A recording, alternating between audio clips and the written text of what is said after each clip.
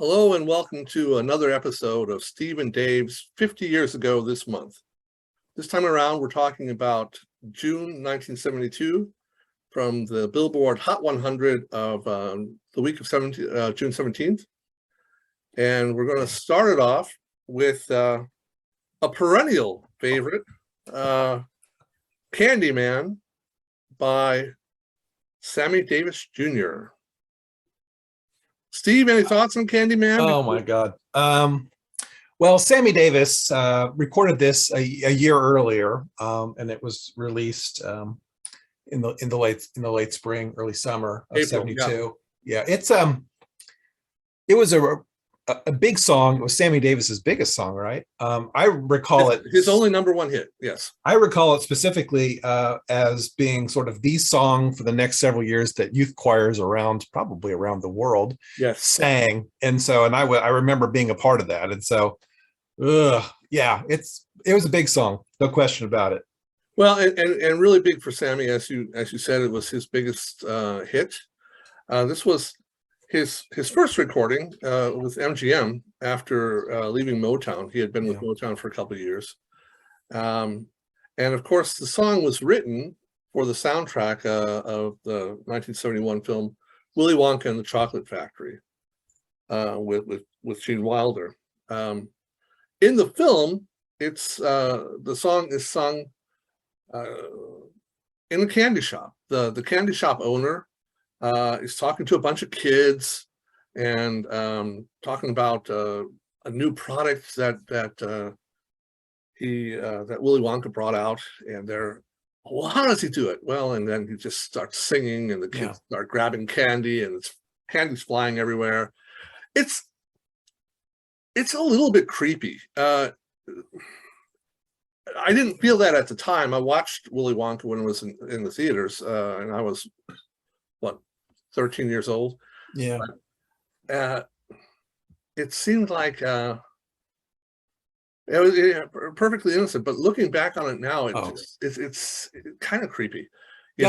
Adult man hanging around with kids and offering them candy. So that whole movie has got a darkness to it. And it's Roald Dahl, that's kind of his thing. That's kind of his thing. It's interesting that film, which is I think considered a kind of minor classic today, certainly a cult favorite, was successful, but not like enormously successful at the time. And I think it's fair to say that to some degree this song kind of eclipsed the movie a little bit. That this song was, it was omnipresent for years, and the movie sort of kind of disappeared over time. Although, as you suggest, it still has a cult following, and I look back on it with fond memories. But again, the song was in the soundtrack. A lot of the songs in the soundtrack actually took texts from the 1964 book by Roald Dahl as their lyrics. But these lyrics were created new for the movie. It was written by Leslie Bricusse and Anthony Newley. Yeah. And you can imagine Anthony Newley singing. In fact, you don't have to imagine Anthony Newley singing this, because we're going to have it in our playlist. Anthony Newley and Sammy Davis Jr. sing it as a duet. Yes. That would be awesome.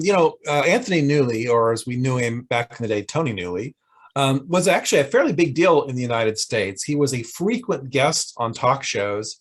He was a glib, kind of bon vivant kind of guy. And so if you watched Mike Douglas in the afternoon, or if you tuned into Johnny Carson at night, you could easily see an appearance from Anthony Newley. So not an unknown figure, right? And especially things like Broadway stuff, right? That's right. Mostly his thing.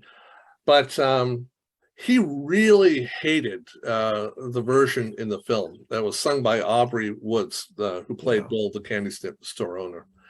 And he wanted to have it redubbed. He wanted to sing it and have it just, as lipped, and all the contracts did not allow any of that stuff. But the concern was they cannot just bring that out. Nobody's going to listen to this guy. It will never chart. And, you know, if you're a songwriter, you want to make some money on your song. So Right. They approached Sammy Davis Jr. with it. He wasn't wild about it, thought it was a little bit too saccharine. He almost didn't. Oh, yeah.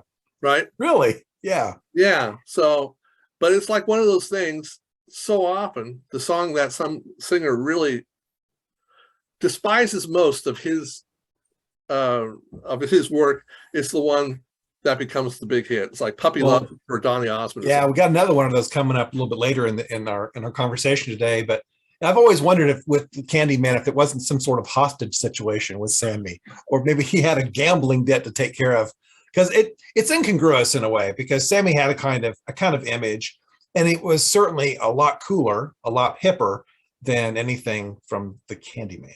Yeah, and you know, just a few years later, his moniker was the Candyman. Yeah. Sammy Davis Jr., the Candyman. Wow. So there's a certain irony in this whole story. Yeah. So let's listen to a cut from Candyman. Here we go. Who can take a sunrise? Sprinkle it with you. Cover it with chocolate and a miracle or two. The Candyman.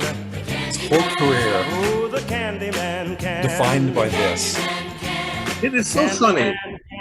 He mixes it with it's almost contagious. Yeah, contagious like monkeypox. It's it is the case. It is the case that this becomes really his defining song, and for however long he lives. I mean, he dies a relatively young man. This is the song everybody wants Sammy to sing.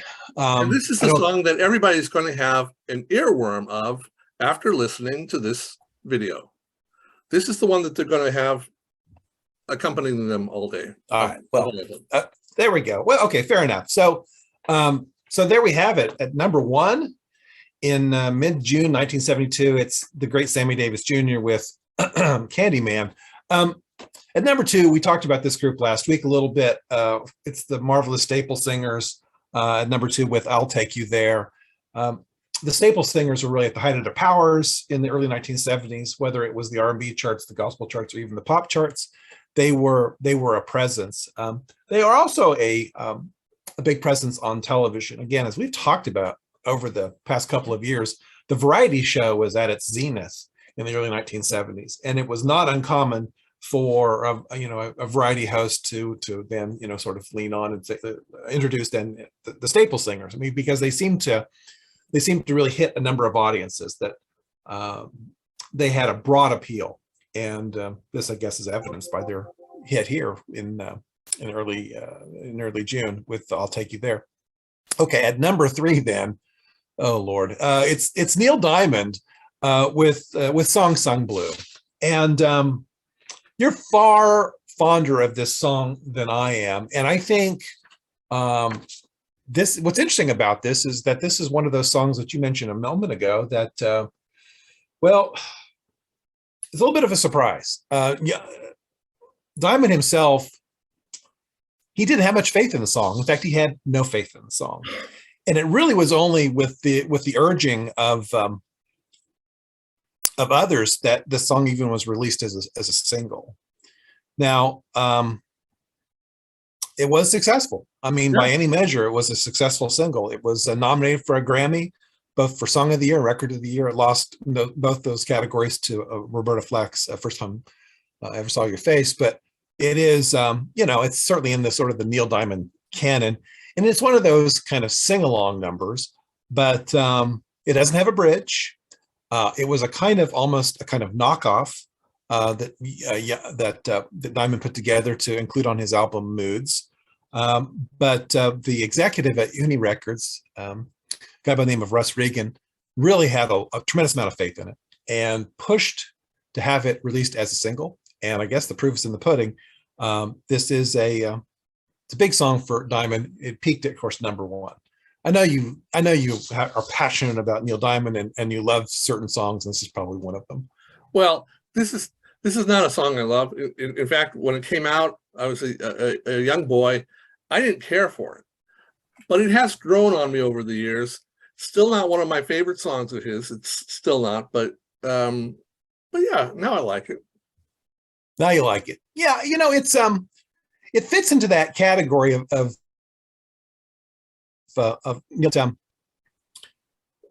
there's a kind of simplicity to it, a kind of ease, that it sounds as though he's not even trying that hard. And I think that there is something about that is, I think, genuinely appealing. And he has a number of songs like this. I mean, he's obviously a talented songwriter and a real craftsman, but this is just one of those songs that I think just surprised lots of people, including Diamond himself, that this became a memorable, maybe, one of his most memorable songs. So there we have it at number 3, Song Sung Blue. At number 4, we have the Chi-Lites from Chicago with Oh Girl. We talked about this group in the song last month. Right. Super popular group. One of the things that makes this song really memorable is this incredible harmonica part. But the Chi-Lites are hitting on all cylinders. Their success is also fueled by the fact that they were a frequent guest on Don Cornelius' Soul Train, which, along with American Bandstand in the early 1970s, was sort of must-see TV for young people. It was a big deal. I'm not overstating this. I don't think you learned a lot by watching Soul Train and American Bandstand, because this is a way that fashion trends were conveyed beyond just the music, but this is absolutely. It was a kind of primer on culture. And American Bandstand, you learned how to dance like a white kid. On Soul Train, you learned how to dance like a black kid. There's something to that, and an appearance on either of those was an enormously big deal for a performer. In both cases, performers were lip syncing their music. That being said, it was tremendous visibility in an era where appearing on television was still comparatively rare for pop and R&B artists. It was, again, we're still a decade removed from MTV, and just the television was a difficult nut to crack for young artists, young performers, and so anything could help. And so Soul Train was a big deal. So number 4, we have Oh Girl from the Chi-Lites. Oh gosh, at number 5, then it's Gallery with Nice to Be With You. Nice to Be With You. I would consider this a one-hit wonder. Gallery actually did break into the top 100 a couple more times, but this was their only top 10 hit. And I like it. It was released January 1972. It appeared on the album of the same name, Nice to Be With You. The only album that Gallery released was written by Jim Gold, their singer. Interestingly, it was arranged and produced by Dennis Coffey, and and his partner in crime, the soul and funk producer Mike Theodore. Dennis Coffey was a member of the Funk Brothers. That's right, Motown rhythm section, and he played on dozens of recordings for Motown. Was a big factor in the psychedelic soul that Norman Whitfield went into. That's right. With the Temptations, after Smokey Robinson gave the Temptations over to Norman Whitfield. He was playing with stuff like distortion, echoplex, tape loop delay, wah-wah, and these things were then heard and dominant part of the psychedelic soul in songs like Cloud 9, Ball of Confusion, Psychedelic Shack, stuff like that. I think Coffey was a really influential guitarist. He had, of course, his own band, the Detroit Guitar Band, and he charted many times with this particular group. It's just one of those figures, I think, that his influence, was profound in this era, as you're suggesting. Because he was part of the Funk Brothers, he was on lots of hit records, and so his guitar was the soundtrack of the era. Well, yeah, Edward Starr's War, Diana Ross's Supreme, Someday We'll Be Together. That's right. Frida Payne's Band of Gold. Yep. His guitar was the driving force in the music behind those songs. And of course, we talked about this last year.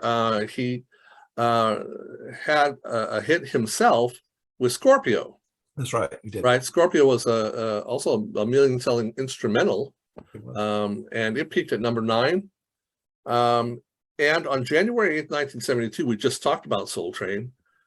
Coffey became the first white artist to appear on Soul Train, playing Scorpio. Yeah, in an era where this kind of thing was really kind of groundbreaking. He was a remarkably influential figure. I mean, again, I think a bit forgotten today, but at the time he was important, really significant. This was released, Nice to Be With You, released February 1972, and was released on Sussex Records. Are you familiar with that? It was a small company founded by Clarence Avant. I have heard of Sussex, and I think, was it not the case that Bill Withers was on Sussex? That's exactly right. Yeah, Bill Withers was really their horse, Sussex Records was only around for like 4 years, and probably wouldn't have been around that long if it hadn't been for Bill Withers. But he got his start there, so you know, that's right. Yeah, kudos for them. Another interesting thing, we've already talked about Soul Train. Nice to Be With You was played on American Bandstand during their segment Rate a Record, and it got it got a lousy 57.5% rating on a 35 to 98 scale. Oh, so it's in the bottom half. But nevertheless, the group did appear on American Bandstand on May 13th, just a couple months later, playing that song. So Rate a Record. Yes. Rate a Record. God. Oh, yeah. That was a big deal. That was kind of one of the centerpieces of the show. That was, you have a couple of young. Give it an 88, has a good beat. Yeah, that kind of, exactly. A couple of young people, they're standing there. Dick Clark would be, give them only so much room, because they were always nervous and all that. But just got pounded in Rate a Record, but bravely made their appearance anyway. Yes, they did. Anyway, so that's Nice to Be With You. I think we have a short clip of that so that we can listen now. Oh, it's so nice to be with you. I love all the things you say and do. And it's so nice to hear you say you're gonna please me in every way. Yeah, you just gotta, gotta go with that. You're causing commotion in my soul. Oh my goodness. Yes, there we go. Gallery and their high water mark. It's nice to be with you. There's no accounting for taste, is there? In the end. I remember I liked it. When I heard it come on the radio, I was happy to and that was one of the songs that you could listen to with your parents in the car. So well, that's for sure. Yeah, there's nothing offensive with Gallery there. So at number 6, then, if we let's think about what's the rest of the chart. It's Billy Preston. So Billy Preston, the late Billy Preston, was really influential figure, and he's kind of a hot figure in the early 1970s. Of course, Preston famously played with the Beatles in the Get Back sessions. Sometimes he was even referred to as the fifth Beatle. That may be stretching a little bit, but certainly his presence during the Get Back sessions became a welcome relief, and he added certainly something to the group. Preston was a child phenomenon. He was hit the ground running as a teenager. Incredible keyboardist, particularly organ player, just really magnificent. There really wasn't much that he couldn't play. But by the time we get to the 1970s, then he has kind of had in a kind of breakout mold as a kind of hot, funky solo artist. And his work on the clavinet in particular was kind of groundbreaking. The clavinet, you talk about the clavinet, which is an electrified kind of clavichord. It was first invented in the early 1960s, but it really came into vogue in the late 60s, early 1970s. And really two artists really, well, three artists of note really just stretched the clavinet. One would be Garth Hudson in the band up on Cripple Creek, where he runs a clavinet through a wah-wah pedal. It makes it sound like a harp. It's really amazing. No doubt Stevie Wonder became sort of maybe the most well-known practitioner of the clavinet. Superstition, for example, played on a clavinet. It's just amazing. And then there's Billy Preston. And Billy Preston then would run the clavinet through a variety of devices, including, again, a wah-wah pedal here. And we'll hear it in a second. It's really quite astounding. So Preston had a number of hits in the early 1970s, and 72 and 73 in particular were big years for Preston. And so we're going to listen to Outa-Space in a second, but he had in 73, Will It Go Round in Circles. Also, he had Space Race in 73. Those are both top 5 hits. And then in 74, Nothing for Nothing was a #1 hit. He was a big deal. A really popular artist, and so this is probably good. Correct me if I'm wrong. Correct me if I'm wrong, but he also had a set on the Concerts for Bangladesh. Oh, that's right. Yeah, he's part of that. He was part of that. Yes, he was. He's part of that sort of super lineup, which included people like Bob Dylan and Leon Russell. Leon Russell, sure. So yeah, he was. He played with everybody. He seemed to have this, I mean, he had the kind of personality that I think that people really were drawn to. He was a kind of breath of fresh air in the studio. I think, there was something about Billy Preston that people were drawn to. And so he was, whether a solo or as part of an ensemble, he was it was a saying of Billy Preston's that provided the title and the chorus lyrics for if you can't be with the one you love the one you're with. Yeah. Stephen Stills cribbed that line. Yeah. Heard that. Said, hey, do you mind if I use that? No, go ahead. It's one of those figures. It is interesting in this era. It's a very small world. The recording world is a very small world in the late 60s or 1970s. And so there's a lot of interaction between artists who seem to be quite disparate. But in fact, they knew each other, played together, hung out. And Billy Preston was oftentimes at the center. So Outa-Space peaked at number 2 on the pop charts. And let's listen to it here.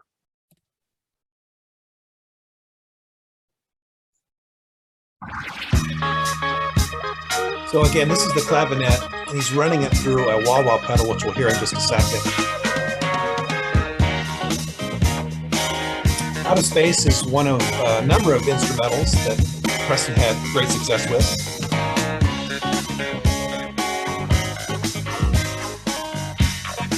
And you can go. A number of instrumentals became top 10 hits in the 1970s, right? And that's for sure. Not something we hear much anymore on the radio. No, that's absolutely true. It was people had patience for the instrumental, even long instrumentals, and like we've talked about with records that had a kind of religious theme too. There were certain areas of popular music in this era, the 70s, where public had a real appetite for them, but we just don't. Just have kind of faded from view. And certainly, I think the successful kind of popular instrumental has kind of gone by the wayside. So, Billy Preston's Outa-Space at number 6. We'll hear more from Billy Preston even this year. Okay, here we go. So at number 7 is, it's a novelty record from Jimmy Castor, the Jimmy Castor Bunch, and it's Troglodyte Caveman. And it is... It's a strange song. It's a strange song. It's got a long spoken intro, well over 40 seconds. Leads then into a song with a kind of a wicked beat. Castor had kind of his moment in the sun in the 1970s with this song, and then a song a couple of years later called "The Bertha Butt Boogie." I distinctly remember as a kid. We're actually introduced to Bertha Butt in this particular song. The point is, though, that the Castor had he passed several years ago. He passed years ago in 2012. But he is considered one of the most sampled artists by hip hop artists of all time. That his work from the 60s and 70s, there's a real hunger for it, and there's a real appreciation for it. This song isn't much, to be perfectly candid. It does peak at pop chart at number 4 on the R&B chart. It is a novelty numbers today in the 21st century, is borders on the offensive. But what's interesting is that Castor. Do you think that this song was an ironic comment on the fact that the misogynistic mentality is kind of a caveman thing, you know, to think that way and to treat women that way, and that's something that you would expect of a Neanderthal? Okay. Or is it merely a misogynistic song? Well, we'll let our wide and vast audience decide for themselves on the playlist. Yeah, but folks, let us know what you think. You're making a case for it, which is brave. Okay, maybe it's ironic. Maybe it's a kind of political statement. Well, maybe. And like so they're troglodytes. They are troglodytes. After all, the song closes with, "I'll sock it to you, Daddy," he said. Right on, hot pants, ugh, ugh, ugh. I mean, so that is a kind of political manifesto, perhaps. Right. Maybe Castor's was an enlightened sort in the Castor bunch. Who knows? But well, let's listen in to.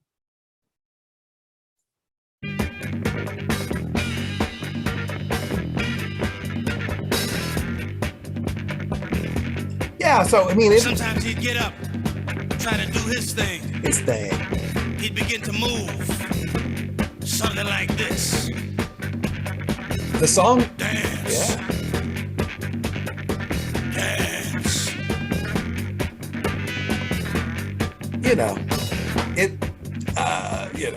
It has its charms. And it clearly, there's something there in the beat that artists even today find really appealing. So Very funky. So we have Jimmy Castor then at number 7 with Caveman.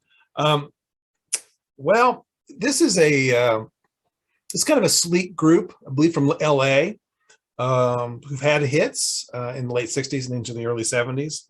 At number 8 is the Fifth Dimension's "Last Night I Didn't Get to Sleep at All." Right. And this was their 6th and final platinum record. And it reached number 2 on the adult contemporary charts, number 8 on the Hot 100, number 28 on the R&Bs. It was on the album individually and collectively. And the musicians, the backing musicians, were, of course, the Wrecking Crew. Yeah.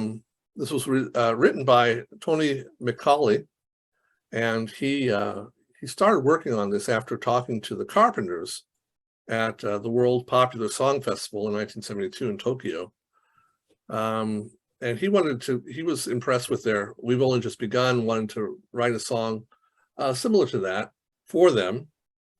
Had sleepless nights. His whole biological clock was completely on its head in Tokyo. So he was writing this song at night. Strangely enough, he was writing the melody. The lyrics, "Last night I couldn't sleep at all," didn't come to him until later when he returned to London. But he sent a demo then to the Carpenters, who said they loved it and that they'd do it. But a couple days later, he got a phone call at 2 a.m. in the morning and said, yeah, there's just one thing. He needed to change a lyric that mentioned sleeping pills.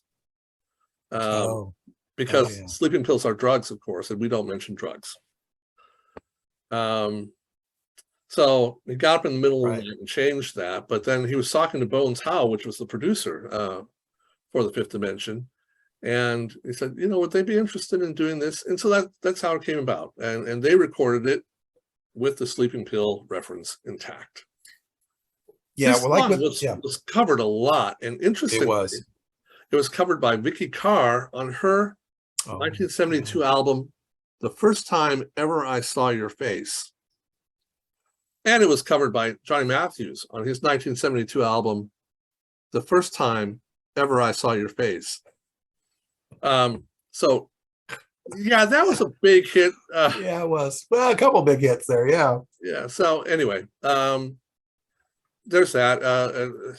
Bones Howe was producer for the Fifth Dimension pretty much through their entire career, as far as I can tell. This was released March 1972 and peaked then a couple months later in June. Right, and like with most Fifth Dimension hits, this really is a kind of, Marilyn McCoo is Marilyn McCoo, yeah, just she's just stunning, and it's another kind of signature piece for her. It's they really had an interesting sound. They had a certain era, I think, of sophistication. The songs that they recorded were oftentimes reasonably complex, oftentimes melancholic. It was not, there was this sort of sunshine thing that surrounded them, in part because they had one of the big hits, the early hits was, Let Sunshine In, all that from Hair. But there was a certain kind of foreboding is a little bit overstated, but there was a certain kind of reserved quality to their music that made them kind of interesting. And it's one of the things I think that makes these songs last. I mean, these are still interesting. This is still an interesting song to listen to. Well, and Marilyn McCoo. I mean, she had such a star quality. And it's hard to imagine the Fifth Dimension, what they would have become or would have done without her. I think that's absolutely right. So let's listen to a cut from the Fifth Dimension right here.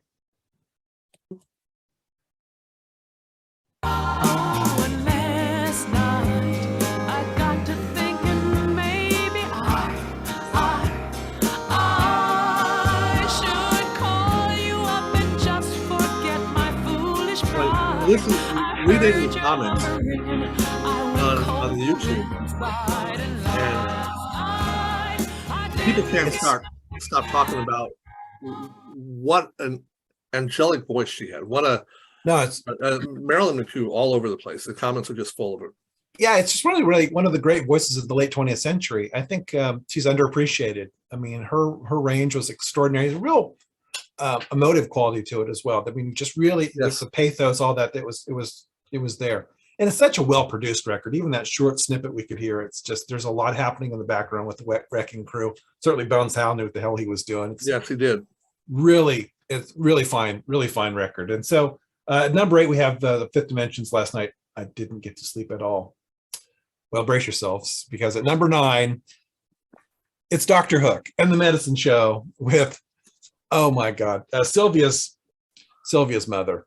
I don't know. It's not Shel Silverstein's crowning achievement. It isn't. That comes later for Shel Silverstein with Dr. Hook, I suppose. But so I guess, okay, so here we go. Sylvia's Mother, which peaked at number 5 in the US for Dr. Hook and the Medicine Show. This was their first kind of their breakout hit. Was penned by Shel Silverstein, who very interesting character. We've talked about Silverstein before a number of occasions. Kind of the king of the novelty song. In addition to being a children's books author and so on. I mean, 2 of my all-time favorite novelty songs are his. You just mentioned with Dr. Hook, Cover of the Rolling Stone. Cover of the Rolling Stone. And with Johnny Cash, A Boy Named Sue. Boy Named Sue, right? These are, right. And those are kind of his calling cards as a songwriter. But as a children's author, he's also, he penned Where the Sidewalk Ends, Giving Tree, Falling Up. I mean, and these are classics, yes, that are on the bookshelves of young people all over the world. Silverstein was a very... Talk about children's author with dark sensibilities. God, it's yes. And so he spent a lot of time with Hefner at the Playboy Mansion. I mean, a lot of time. He was a person of interesting appetites, insatiable appetites. You know, there was a certain darkness to Silverstein. Apparently, many people give the impression that knowing him was not necessarily the most pleasant experience of their lives. I think that's fair. Yeah, I mean, so he's, you know, he was a lot of things, but he was a fairly prolific songwriter, and so he made the connection with Dr. Hook. And so Dr. Hook then later this year, 1972, will go on to record their second album, which is called Sloppy Seconds. And on Sloppy Seconds is again the hit "A Cover of the Rolling Stone," which we'll talk about soon. But that's, I mean, there we go. So for Dr. Hook, you know, it's a band that started in New Jersey in the late 1960s. I suspect they were probably best known for their lead vocalist, the guy by the name of Ray Sawyer, the late Ray Sawyer. He had an eye patch. He had a kind of interesting affect. A couple other, Dennis LaCorre and George Cummings were also longtime members. Dr. Hook had their moment in the early 70s with Sylvia's Mother and Cover of the Rolling Stone. Then later on in the 70s and early 80s, they had a number of other hits. I think almost on some level it's shocking, but Dr. Hook had 6 top 10 hits in the United States. 6. Okay. And this, of course, is one of them, Sylvia's Mother. So this actually, when you're in love with a beautiful woman. Yeah, that's right. Sexy Eyes. Yes. They had a number of them, and in all total, I mean, in about a 10-year span, their career lasted from the early 70s to the early 80s. Like 1983 was their last album. You know, they racked up a lot of hits. They had a fair amount of success both on the pop and the country charts. It's this song, however, is like, man, it's so over the top. It apparently is drawn from some experience that Silverstein said was accurate or true. He was in love with a girl named Sylvia. He did contact Sylvia's mother. Sylvia's mother told her that the thing was over. All of this, apparently, you know, this all happened in Mexico City, as these things tend to do. Well, anyway, we've put it off. We can't put it off any longer. Let's listen to a brief cut from Sylvia's Mother right now.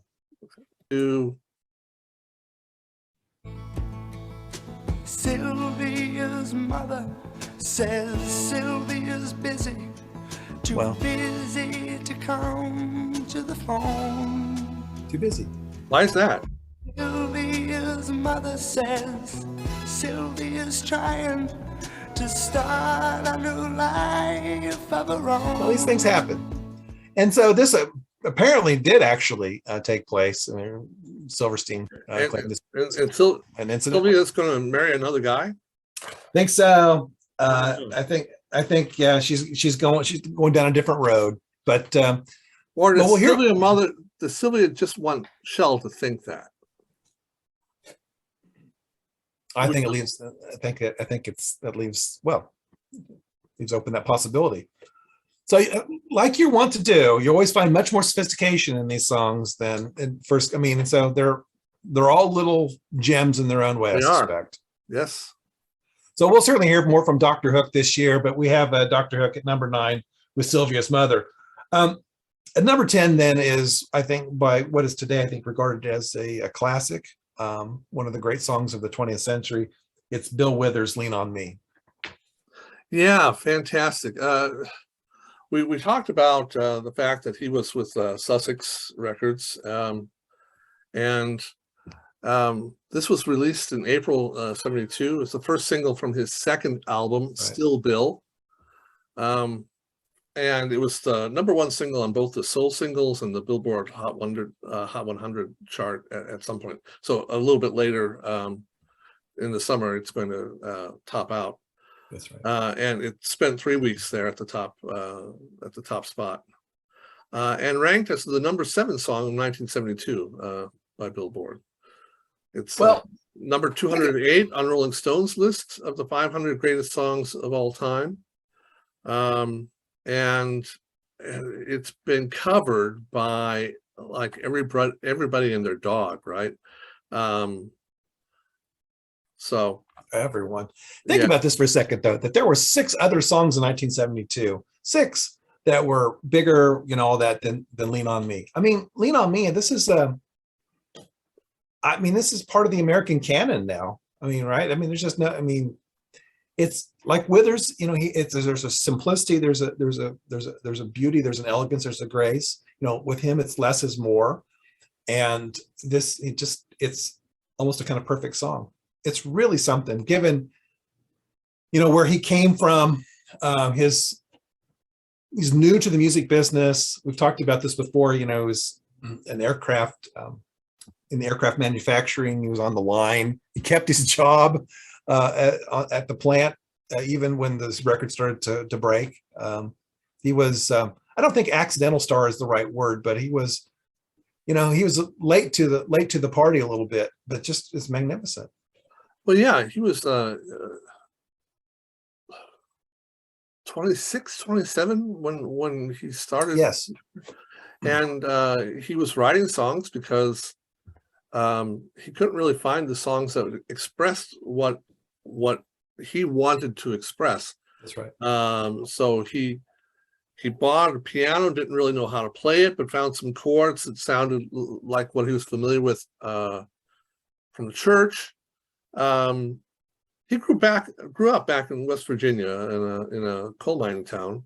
That's right. And Slabs Fork or something. I think that's right. Yes, I think that's right. And this was just the mentality back then. Folks would help each other out, and sometimes you're doing well and I need help, and sometimes I'm doing well and you need help, and that's.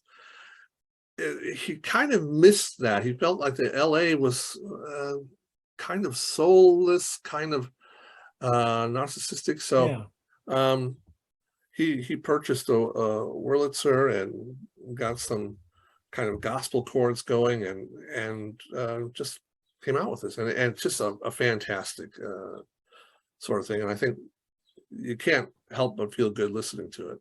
That's right. So let's I talked about being covered. Some of the people: Tom Jones, Aretha Franklin, Ike and Tina Turner, Al Green, Michael Bolton, DJ Bobo, Westlife, Bonnie Tyler, Manfred Mann. It was up until 2010, Sheryl Crow and Keith Urban. Wow. So, yes, clearly one of the all-time classics. No question. And so let's listen to a brief cut here. Okay. Brother, when you need a hand, we all need somebody to lean on. I just might have a problem. And the voice, right? Yeah, it's we all need so soulful, so authentic.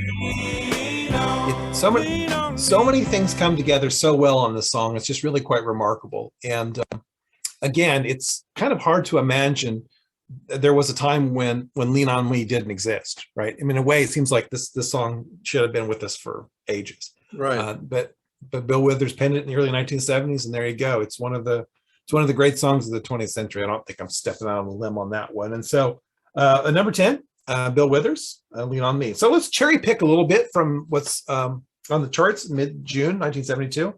At number 12. It's those crazy kids from down in California. Once again, it's the Carpenters with It's Going to Take Some Time.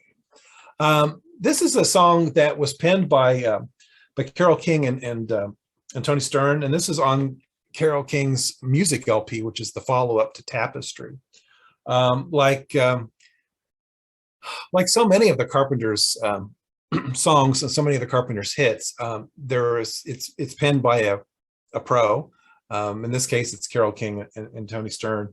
They were getting the best. They were getting the best songs at this point. They're really at the sort of the peak of their influence. It's a kind of breakup song. Dust yourself up, start all over again. For the Carpenters, this is a song that peaks at 12. This isn't one of their sort of giant hits, but like with many of their songs, it's well produced. They are backed by the Wrecking Crew, so there's a certain kind of quality to it. I did want to mention that Tim Weisberg plays the bass flute here, has a little brief solo in it. Weisberg would go on to some fame as a jazz artist, and he also then worked with Dan Fogelberg a little bit in the late 1970s. This is going to be a big year for the Carpenters, and this comes from the album A Song for You. Another songs on the Song for You, just briefly. Blessed Beasts and Children, Hurting Each Other, Goodbye to Love, Top of the World, I Won't Last a Day Without You. I mean, it's just every one of them ended up on their greatest hits. Yep.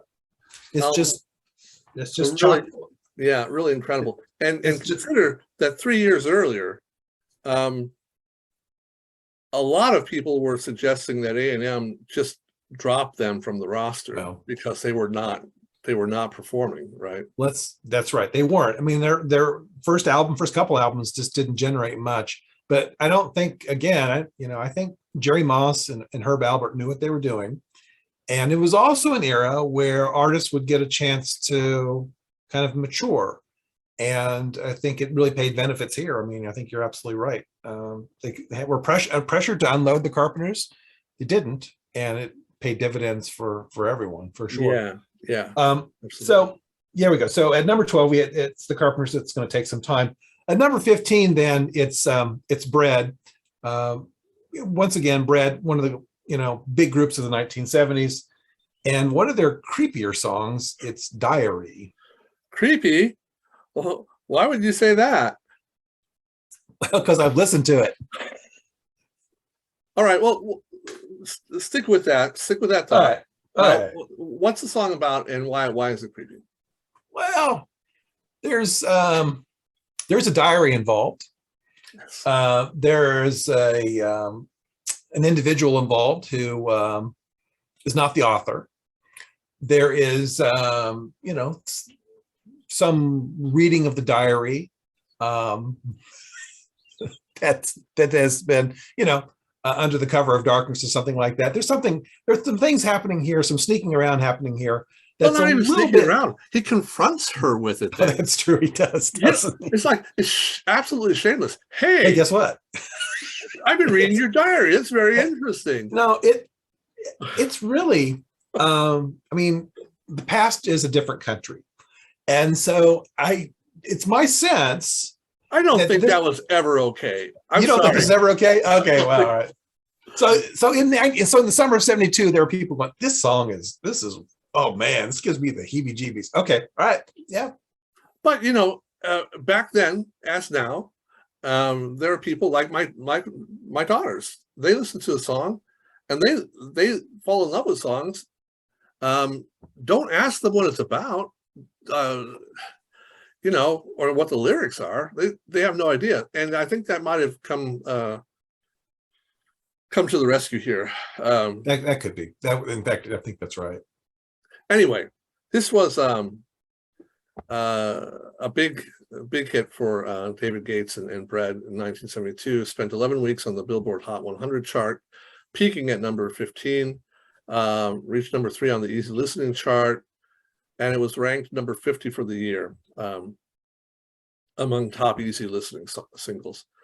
This was on their Baby I'm a Want You album, and just like the Carpenters album that you just mentioned, like the first side of this album made up like half of the Bread's greatest hits album. Right. Mother Freedom, Baby I'm a Want You, Down on My Knees, Everything I Own. Diary, the only one that did not make the greatest hits was Nobody Like You. And it wasn't a Gates song, it was Knopf and Griffin. So, yeah, this was a huge album for them. This is the first album that Larry Knopf was on, and he replaced Rob Royer. Knopf, of course, multi-instrumentalist. Absolutely. Incredibly talented guy. We've talked about Knopf a lot before, member of the Wrecking Crew. Did the incredible piano on Bridge Over Troubled Water, right, et cetera, et cetera. He went on to say Bridge Over Troubled Water almost ruined session work for him, because after that, people would be coming to him and saying, "Oh, we need a Bridge Over Troubled Water type." Oh yeah. You know, it's Oh like, yeah. oh, sure, I'll just shake that out on my sleeve. And that maybe that's the reason he joined the group then. Well, that's a question. Yeah, that's a question I've wondered about, because he was a session man. He was, for a decade, he was, firmly ensconced in the Wrecking Crew. I guess, the session work was starting to change maybe by the early 70s, maybe a little bit. But the idea of joining an established band, it always seemed kind of odd to me. But maybe that was it. Maybe there was a lot of pressure. It paid off for him as well. After the group, of right. course. They couldn't have found anybody better to replace Royer. So, well, I think that's true. But we've talked about this before. Part of what made Bread so huge in 1971, 1972 was also probably the key to their downfall. And incredibly talented people, but basically all that they had hits with were ballads, and they had a lot of hits with ballads. They had a lot, made them rich and famous, but they could have done a lot more and maybe had some more sustainability as a group. But after 1972, it was pretty much over. Oh, interesting point. Guitar Man, which was, I think, their last hit. Yes. On the next album, Larry Knechtel played the guitar on that with Wah Wah and that's amazing, isn't it? Just incredible. Yeah. No, so, Night After Night, Who Treats You Right, Baby, It's the Guitar Man. Yeah. So there's that too. Anyway, that's Diary. Well, brief cut. Yeah. Okay, so let's listen to a brief and somewhat creepy cut from Diary. One. And though she tried to hide the love that I think the adjective that you apply to songs like this most often is cloying. Cloying. You know it. She wouldn't. It's very appealing, I think. It is. And as I go a little through my life, I will give to her my wife all the sweet things. This is, I think if you talk about a kind of Bread sound, this is it. This is definitely it. There's a kind of. And why wouldn't she marry him after he reads her diary? Well, that's Cortain's good thing for the future. For that. A relationship is built on trust. Absolutely. And so this is, what better way to show that than read someone's diary and then confront them. Yes. So there we go. We got Bread. Good grief. We got Bread at 15 with Diary. At 16, then we have Todd Rundgren. This is I Saw the Light. This is for him. Rundgren didn't have a lot of hits, but this is certainly one of them. This comes from his album from February of 72, Something Anything, the double album. Many people, he produced a lot of hits. Yeah, he certainly did produce a lot of hits. The Something Anything album, I think, for most people is considered sort of his, his great work. It's considered one of the great albums of the 1970s. It's got a little bit of everything on it. It's one of the things that makes Rundgren, I think, an interesting and sometimes I think problematic artist, is that he moves from style to style very quickly. Sometimes even on the same album, he is notoriously reticent to sort of fall into a groove or fall into a pattern, and he certainly won't listen to much advice when it comes to his music. But for Rundgren, it's either, when you talk about his solo work in terms of singles, it's either I Saw the Light, again, which peaked at 16, or again, Hello, It's Me, which is from the same album. My personal favorite. Yeah, it's really amazing. But you mentioned his production chops. Rundgren, from the late 60s to the late, to the early 1980s, produced groups such as Badfinger, Sparks, Grand Funk. He was at the controls with We're an American Band, Hall & Notes. He produced Meatloaf's "Bat Out of Hell," this incredible album that nobody really would touch.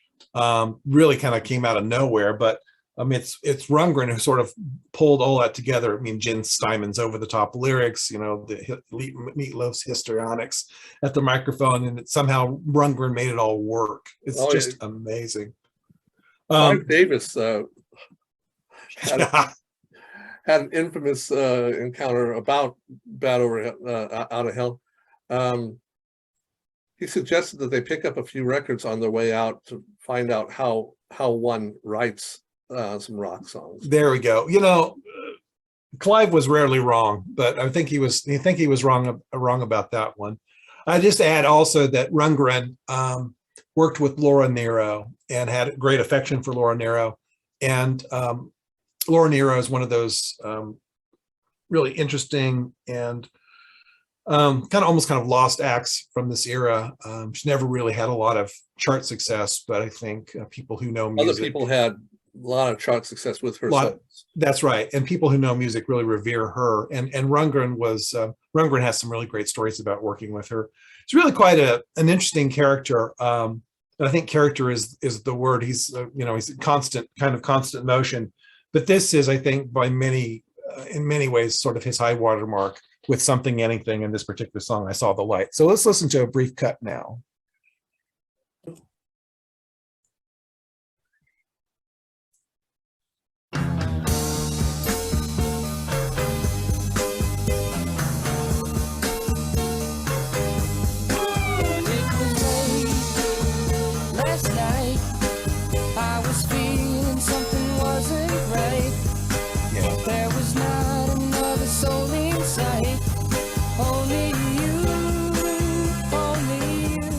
Oftentimes, and Rundgren would play the instruments on his albums, and Something Anything, that LP, he's spending a lot of time, not all the time, but a lot of time in the studios, working with all the instruments. So there we have it at number 16, Rundgren's "I Saw the Light." A little more cherry picking, if we could. Creedence Clearwater Revival is coming to an end. I mean, they had a mighty run in the late 60s and early 1970s. But their album, I think their last album is Mardi Gras. I think this is what this comes from. At number 25, it's Someday Never Comes. Yeah, you're absolutely right. This is their last hit, and we've talked about this. In some ways, CCR is the epitome of a rock pop group made for AM radio. A lot of their hits just around 3 minutes, but man, they rock, and they're so good, and this is no exception. But it is going to be the last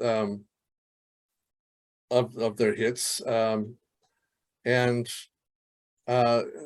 but their compilation album Chronicle is still on the Billboard 200 album chart.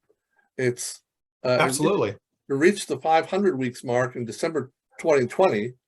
It's been awarded platinum 10 times. So yes, absolutely a huge group. Tom Fogerty had already left the group the year before.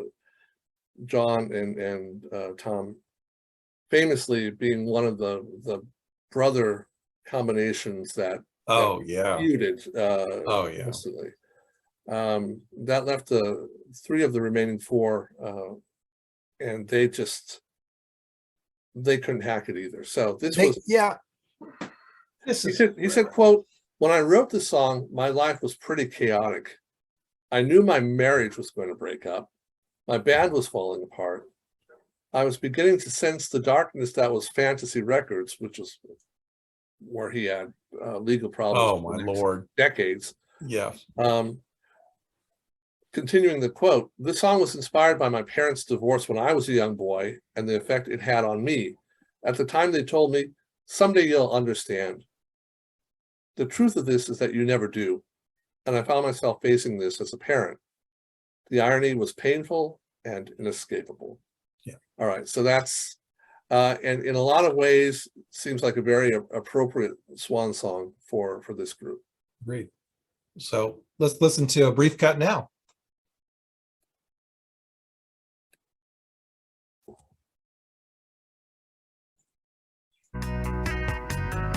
When Daddy went away, he said, try to be a man, and someday you understand. But I'm here to tell you now, you should never boast, son. You better learn it fast, you better learn it young, 'cause someday, yeah. This is so typical, right? For CCR. How can you listen to it without just moving? These songs just hit your central nervous system and just go, you know. No question. You know, the thing about this is that the CCR and John Fogerty specifically sort of made somehow the 2.5 minute single an art form. Yes. That they were just so explosive, typically on record. Now, some of their songs are much more languid and atmospheric, Green River, you know, Willie and the Poor Boys and so on, Run Through the Jungle. But there are moments there that are just, you know, they just jump off the record. This is, you know, Fogerty talks about how the sadness and all the stuff coming together at this time. And, you know, he's largely, though, responsible for the dissolution of the band. I mean, he was famously impossible to work with. And he held grudges. Well, when you talk about forever. Oh, well, my marriage is breaking up. My brother had left the band. Nobody else wants to work with me. You start to think that maybe he is the problem, right? Well, I mean, to be candid, yes. I mean, I think that's. I mean, he's obviously a gifted artist. I mean, he's amazing, but you know, he's a pain and very difficult. Control freak. Yeah. Yeah. So it's an end of a great run. CCR, really, this is it. This is the swan song.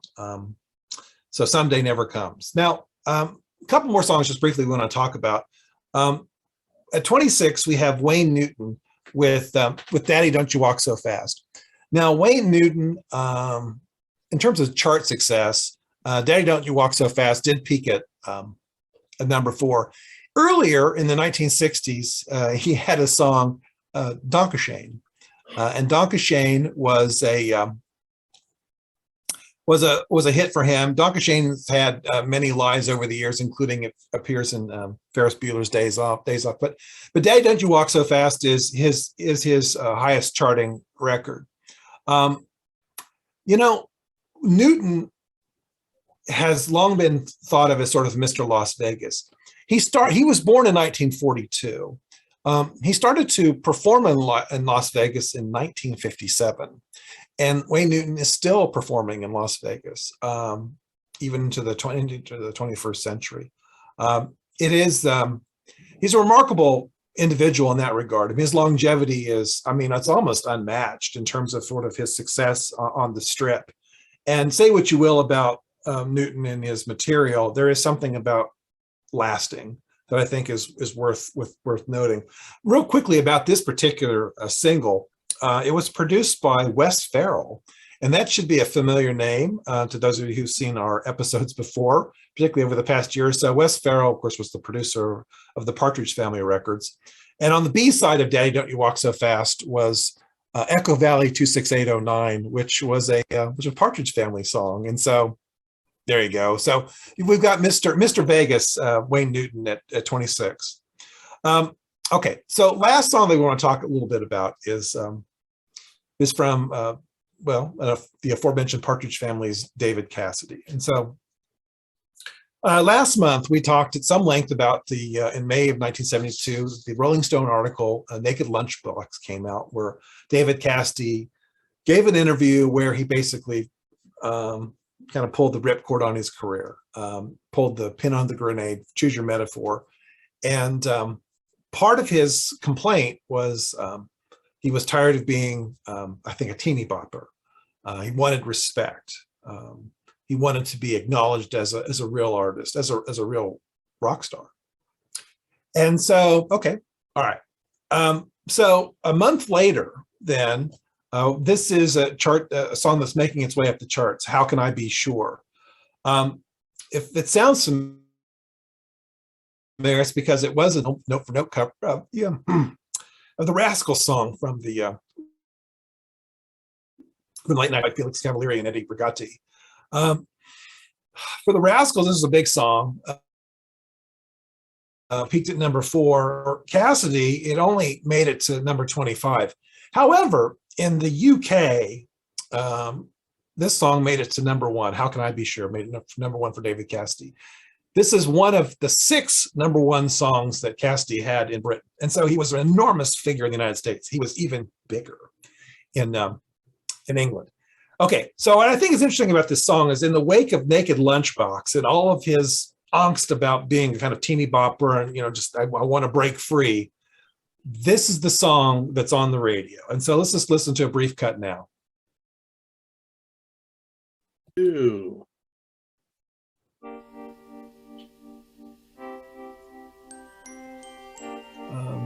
Yeah.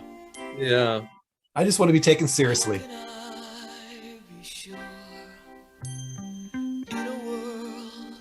It's constantly changing. How can I be sure? Yeah, we talked before about his choice of material. Absolutely. Absolutely. And he chose songs whose originals sucked. I mean, Cherish, How Can I Be Sure? Well, they're among the weakest hits of those groups, the Association and the Rascals, right? They both had more compelling things that he could have chosen. I'd agree. From. Yeah. And certainly not something that, if you're looking to be taken seriously as a rocker, you're not going to sing either one of those songs. Well, that's exactly it, Dave. No, that's exactly it. And that's what, I mean, okay, so, he recorded How Can I Be Sure? Okay, fine. And so it makes its way up the charts. Okay, fine. But in the wake of Naked Lunchbox, in the wake of that interview, it's astounding. I mean, honestly. And so when you talk about this choice of material, I mean, I think he wasn't well served by it. He just wasn't. It was safe. It was the sort of thing that you would expect David Cassidy fans to like. And they did. But you didn't get beyond, you didn't expand your fandom with these songs. You certainly didn't change your image. If anything, you solidified your image. You poured it in concrete with songs like this. So I think you've hit the nail on the head there. And so those are the songs from mid-June 1972. I just wanted to in closing, I want to take a look at the cover of Rolling Stone in mid-June 1972. And what we have here is the one, the only, well, it's George McGovern, who's, I think, kind of a lost figure today. But we should remind ourselves that in 1972, this was an election year. And the summer of 1972, the election was, was starting to take shape as the Democrats were assembling their candidate, George McGovern from South Dakota, who would run into some amazing problems early on in picking a running mate, which we will talk about soon. And on the Republican side, of course, you've got the sitting president, a guy by the name of Richard Nixon. It is, it's a very intense time politically, because 1972 is also when, right, a lot of things happen, including Watergate. Right. Now, correct me if I'm wrong, but I believe the 1972 presidential election is the first in which 18-year-old Americans are going to be able to vote. Right. And so that's right. Yeah. So the fact that McGovern is placing a lot of his faith in that demographic seems to make sense, because what he has not seen, but he's seen kids on the street, massive protests, right? Kids at Berkeley, in front of the Pentagon. but they've never been able to vote. So the idea is, of course, as soon as they're able to, they're going to get out and throw Tricky Dick out of office and vote for a liberal, right? And this is the thing, right? And so the Nixon White House is just petrified of the youth vote.